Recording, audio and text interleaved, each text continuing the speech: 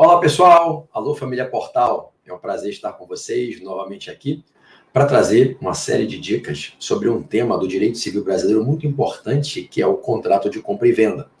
E hoje, no campo da compra e venda, eu quero cuidar de uma figura jurídica que vira e volta aparece nas provas, que é a cláusula de retrovenda. Então, eu quero falar sobre compra e venda com a cláusula, com o pacto adjeto de retrovenda. Tudo bem? Bom, no Código Civil, o contrato de compra e venda é disciplinado a partir do artigo 481 até o artigo 532. A retrovenda é disciplinada em 4 artigos, 505 a 508 da codificação. O contrato de compra e venda é um dos mais comuns para mover a nossa vida em sociedade. Contrato bilateral, oneroso, pode ser comutativo ou aleatório, em que alguém, aqui se chama comprador, se obriga a pagar um preço em dinheiro, entregando uma quantia em dinheiro a outra, em que se chama vendedor, que se obriga a entregar uma coisa que está sendo alienada e que o comprador está adquirindo. Então, a compra e venda é um contrato formado por 3 elementos estruturais, que são seus pressupostos existenciais: a coisa, o preço, que é o pagamento, e o consenso. Já se dizia no direito romano, res pretium et consensus. Então, a compra e venda é um contrato pelo qual 2 pessoas interagem negocialmente, uma delas, chamada vendedor, vendedora, aliena coisa de sua titularidade para outra, que deve ser de sua titularidade, para a outra, a que se chama comprador, compradora, que se compromete ao pagamento de uma quantia em dinheiro, em pecúnia, ou preço, e com o pagamento do preço, a obrigação de dar recompensa.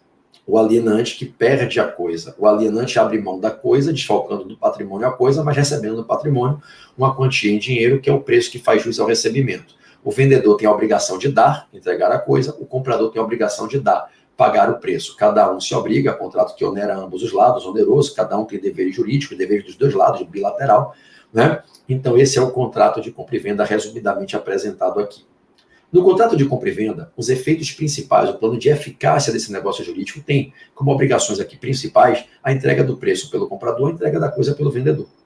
Mas é possível que as partes, de acordo com as suas vontades, com a sua criatividade, com o que entendam ser útil, adequado para as suas vontades naquelas circunstâncias, criem efeitos especiais, façam pactos especiais, pactos acessórios, pactos adjetos, criando no campo da eficácia algumas regras especiais, que não são necessariamente presentes em qualquer compra e venda, mas que naquela compra e venda especificamente analisada, as partes, comprador e vendedor, podem colocar esses efeitos especiais. Alguns desses efeitos especiais chamaram a atenção do legislador para discipliná-los. E aí surgem, né, regras no Código Civil para disciplinar esses efeitos especiais que atuam no campo da eficácia, do cumprimento da eficácia do contrato, criados pelas partes.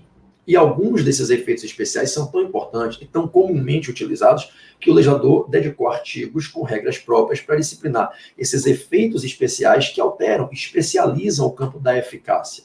E aí passou-se a falar que quando esses efeitos são colocados, se estão fazendo pactos especiais, pactos acessórios, pactos adjetos para o cumprimento do contrato, pactos especiais dentro do contrato que especializam o campo de eficácia contratual.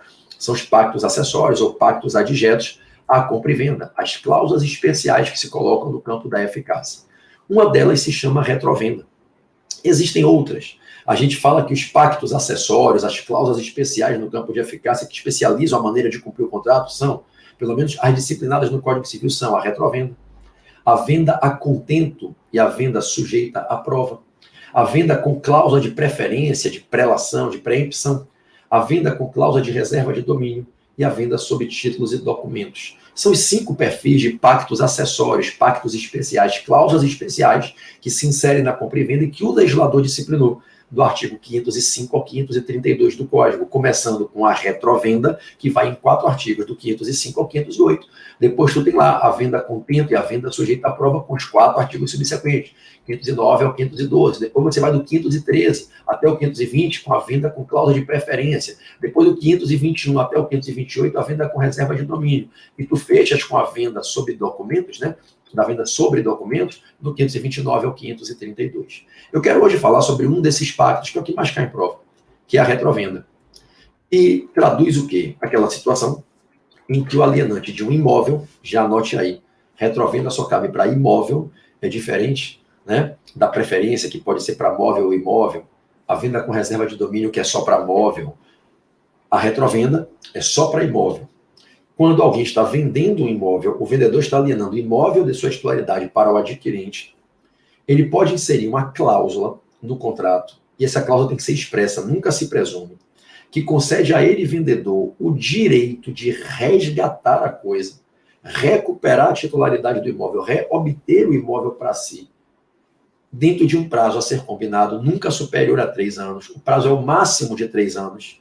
Então, ele, vendedor, coloca de forma expressa, cláusula expressa e escrita no contrato, reservando-se a si próprio o direito potestativo de reaquisição do imóvel, bastando que notifique o adquirente dessa intenção de readquirir o imóvel alienado e, obviamente, deposite em favor do adquirente o valor correspondente ao preço recebido, além das despesas que eventualmente esse comprador teve para comprar o imóvel. Ele vai provar quais foram as despesas que ele teve. Isso vai desde, né, de uma comissão para um corretor, um pagamento de imposto, uma despesa para avaliar o contrato, contratou alguém para analisar o contrato, um advogado, enfim, né, despesa de deslocamento para viajar para o local que se fez o contrato. A lei não diz quais são as despesas. Tá? Então, o vendedor de um bem imóvel pode sim se reservar o direito em um prazo decadencial não superior a 3 anos, o prazo combinado 6 meses, 1 mês, 2 anos, 2 anos e meio, até 3 anos no máximo, de devolvendo ao comprador o preço mais o valor das despesas que ele suportou para a compra do imóvel, além das despesas que ele teve com benfeitorias necessárias e outras que ele, vendedor, autorize expressamente que sejam suportadas, ele pode readquirir o imóvel. Esse direito se chama direito de retrovenda, fazer a venda voltar para trás, é como se a venda desse para trás, em retro. Direito de retrato, de se retratar da vontade de vender, adquirindo o bem de volta. Observe, então, que falar de direito de retrovenda ou direito de retrato, como também já foi trabalhado em questões de prova, né, é esse direito que o vendedor do imóvel tem de resgatar a coisa, independentemente da vontade do comprador. O comprador já compra sabendo que pode perder a coisa para o vendedor. A venda com cláusula de retrovenda, que, repito, é só para imóvel, tem que ser expressa, e o vendedor só pode exercer esse direito em um prazo não superior a 3 anos. Passou 3 anos, não exerceu, caduca o direito. Decadência do direito potestativo de operar a retrovenda. Então, a retrovenda é essa cláusula por via da qual, de forma expressa no contrato de compra e venda de imóvel, o vendedor se reserva o direito potestativo de apenas notificar o comprador dizendo, parceiro, olha só, vou usar o meu direito. Entenda, não surge um novo contrato, não é uma nova compra e venda. O vendedor não vai perguntar se o comprador quer vender para ele. Não há um novo contrato, não há negociação. Simplesmente o vendedor vai intimar o comprador, informando a ele do exercício do direito que lhe fora assegurado de forma expressa no contrato. Então, o direito de retrovenda, ele não depende do consentimento do comprador. O comprador dá o consentimento, dá o aceite quando faz o contrato com essa cláusula. A gente costuma dizer, principalmente quando a gente dá uma aula de direitos reais, quando a gente está estudando o direito das coisas, que na venda com retrovenda, o comprador adquire a propriedade da coisa. Claro que ele não vai adquirir a propriedade com a mera compra e venda, né? Tem que registrou o contrato de compra e venda, adquirir a propriedade. Com o registro do contrato, ele adquire a propriedade. Ele adquire, a gente diz nas aulas de direito das coisas, uma propriedade resolúvel. O que é a propriedade resolúvel? É aquela que você adquire podendo perdê-la independente da sua vontade, sabendo que já existe uma previsão de uma situação que resolve seu direito de propriedade, extinguindo independente de qualquer manifestação sua de vontade. Então, o comprador que compra o imóvel com cláusula de retrovenda, ele sabe do ato de compra que ele pode perder a propriedade independentemente de qualquer manifestação sua de vontade. Então, a propriedade é resolúvel. Enquanto perdure o prazo para que o vendedor possa exercer o direito potestativo de retrato, a propriedade é resolúvel. Agora, passado o prazo, seja o prazo combinado, 6 meses, 2 meses, 1 ano, ou o prazo máximo de 3 anos, e não exercido o direito potestativo pelo vendedor, que o vendedor não é obrigado a recomprar.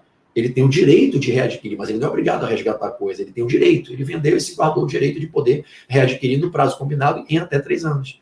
Aí, se ele não exercer o direito de retrato e o prazo se encerrar, aí a propriedade se confirma em definitivo para o comprador. E aí o que se resolve é o efeito resolúvel. O efeito resolúvel da propriedade do comprador é resolvido, se encerra. Então, a propriedade agora é definitiva, deixando de ser resolúvel.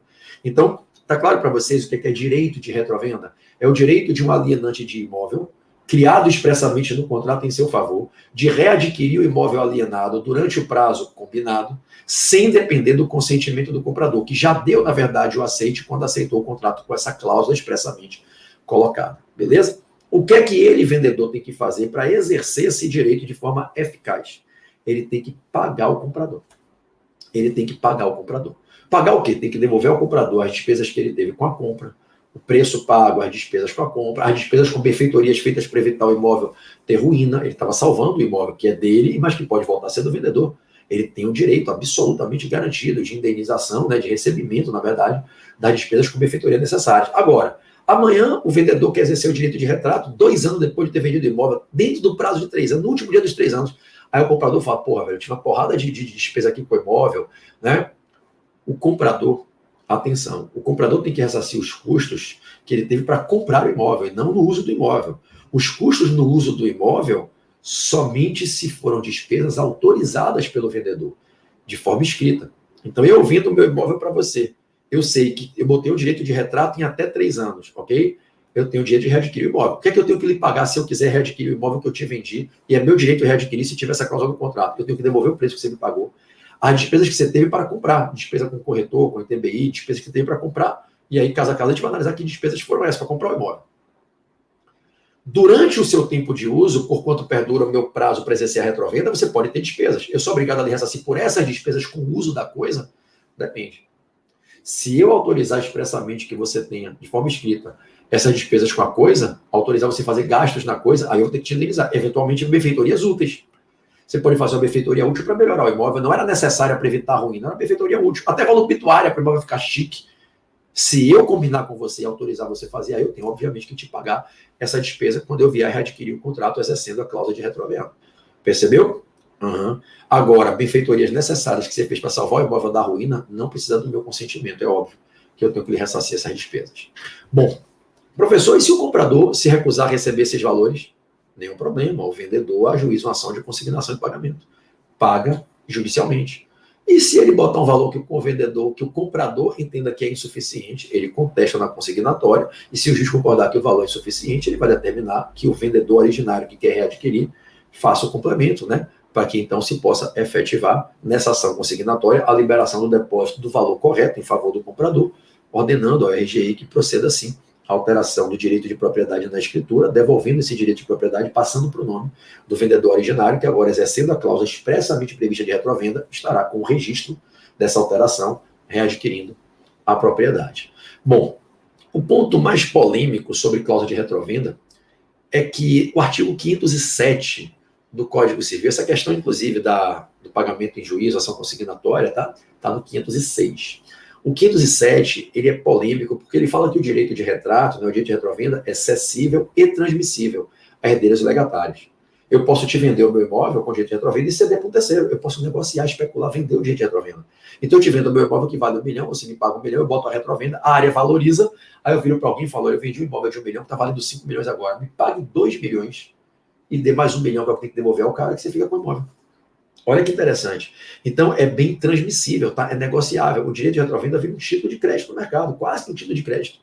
Quase que como se fosse um título de crédito, vira moeda.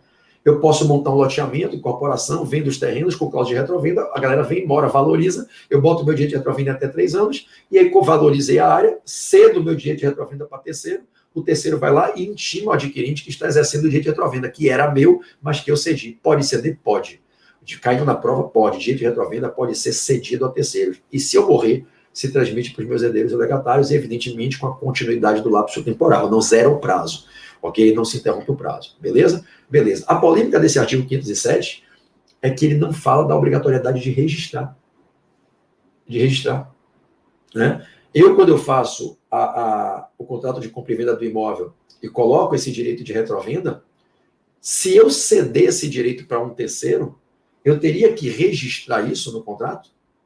Seria razoável que sim, que se fizesse o registro, mas a lei não condiciona isso, ok? Então, a lei apenas diz que o direito de retrovenda, o direito de retrato, que é a expressão utilizada lá no 507, é passível de cessão, né? É transmissível aos herdeiros, é passível de cessão, é cessível a terceiros, tá? E pode ser exercido contra o terceiro adquirente. E aí, qual é a merda?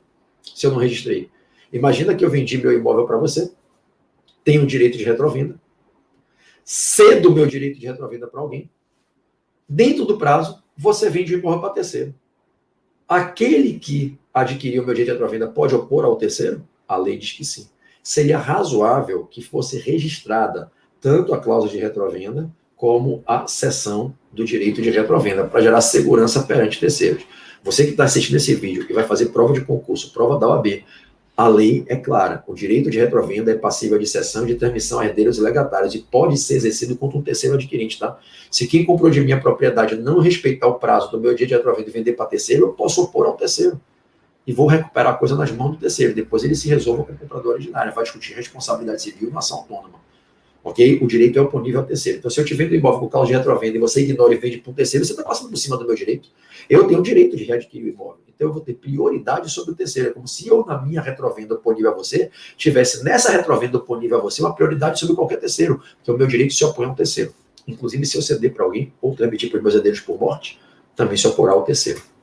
Por fim, lá no 508 se diz da possibilidade de 2 ou mais pessoas terem esse direito. Imagine que eu vendo esse imóvel para você, com a cláusula de retrovenda em meu favor e do meu sócio, em meu favor e de terceiro, em meu favor e do meu cônjuge, da minha cônjuge, né? Se 2 ou mais pessoas tiverem o direito de retrato, qualquer uma delas pode exercer, tá, gente? É como se fosse uma regra de solidariedade na partilha do exercício desse direito, tá? Quem quiser exercer vai intimar o comprador da intenção de exercer e tem que intimar as outras pessoas, tá? Para que então tomem ciência e, caso queiram, juntas exerçam o direito de requisição, dividindo as despesas.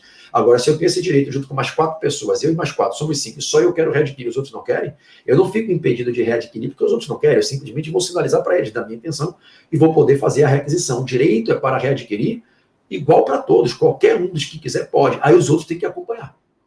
Tudo bem? Tudo bem, salvo se algo for pactuado entre eles de forma diversa. Essa é a regra do artigo 508, lá do Código Civil, ok? Ok. Bom, essas eram as considerações, pessoal, que eu queria trazer para vocês sobre o contrato de compra e venda com cláusula de retrovenda. Foram um pouco mais de 16 minutos, espero que tenha sido útil e que vocês tenham aprendido bastante aqui nesse nosso Família Portal. Se você está gostando dos vídeos, tem gostado do conteúdo, indique aos seus amigos que estudam para concurso, para provas do OAB, para a galera que quer aprender o direito, para que faça assinatura. É um valor tão pequenininho. Esse vídeo aqui já valeria a assinatura inteira do mês. Olha o que você aprendeu aqui. Olha quantos vídeos você desfruta aqui durante o mês em que a sua assinatura é mantida. Então, mantenha a sua assinatura e divulgue aos amigos que você tem. Galera, é um valor muito bobinho. O Portal F3 cobra um valor muito simbólico para gerar conteúdo bacana, só questão top de prova. Aí tu pega as provas anteriores, começa a fazer as questões, aí tu fala, caraca, foi isso que o PB falou naquele vídeo. Claro, porque eu pego questões de provas anteriores, vejo o que as bancas comentam e trago aqui para vocês. Tá bom? Grande beijo a todos.